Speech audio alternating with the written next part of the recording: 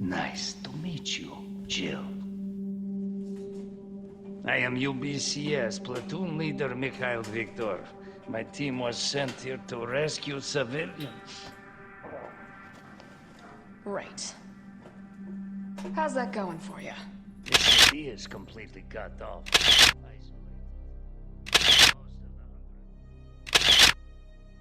Mikhail Viktor is one of the most seasoned military veterans that Jill Valentine will encounter during the events of the game Resident Evil 3. A commander in the Umbrella Biohazard Countermeasure service, Viktor is one of the few remaining high-ranking mercenaries left alive after the private military's initial assault on the city.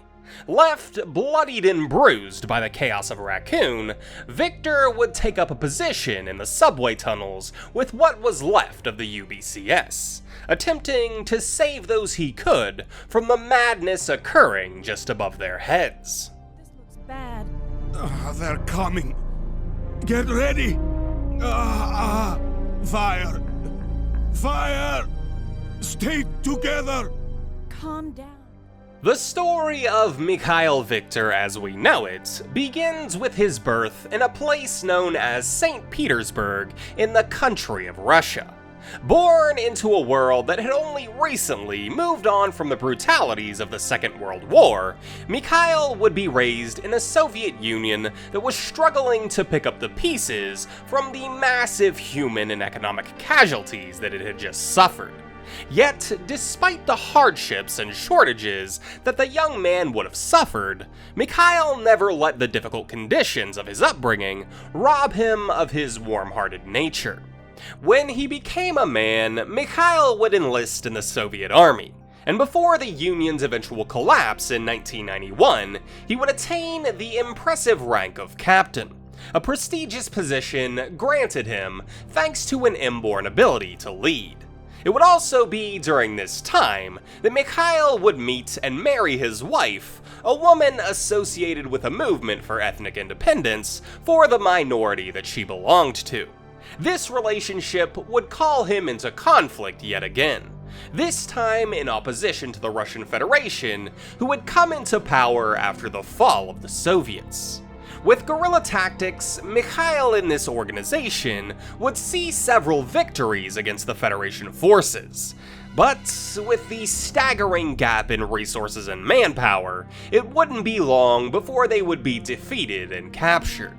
This incarceration would leave Mikhail with few options, and so when an organization known as Umbrella would come to him with an offer to join their U.B.C.S. forces, he would willingly accept on the condition that those arrested with him receive clemency in their sentencing.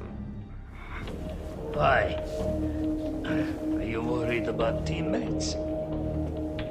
Or something else?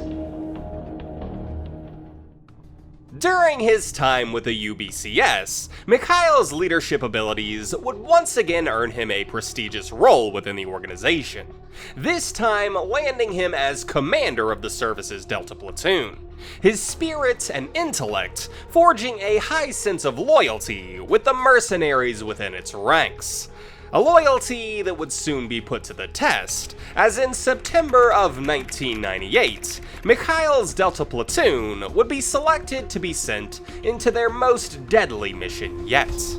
Thanks to an issue at one of Umbrella's secretive laboratories, a sample of their devastating T-virus had leaked into the water supply of neighboring city Raccoon. Mikhail and his unit had been tasked to infiltrate the city that would soon be in the throes of an outbreak and save what civilians they could, giving priority to those who were affiliated with the Umbrella organization. On September 26th, they would make groundfall, but it would swiftly become apparent that things were much worse than they could have anticipated. The city was already on the brink of total collapse, with the T-virus having spread beyond any hope of control.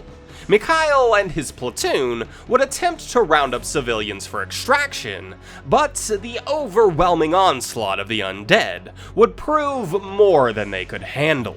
Delta Platoon, as well as the bulk of other U.B.C.S. forces, would be all but eradicated by the overwhelming force of the zombies, the few surviving mercenaries taking refuge in the city's subway tunnels.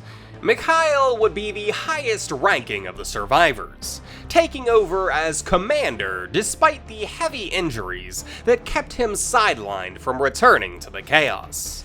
However, despite these devastating setbacks, the veteran soldier would still manage to keep the remaining U.B.C.S. members on task, insisting that they try to rescue as many civilians as possible from the flames of this burning city.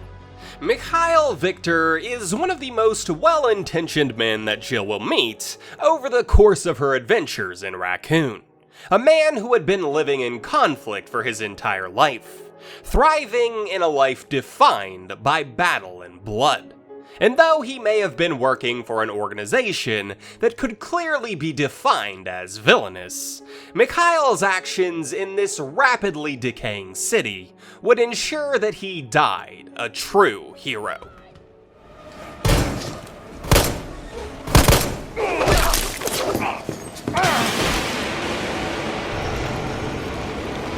Get off my train, shit bird!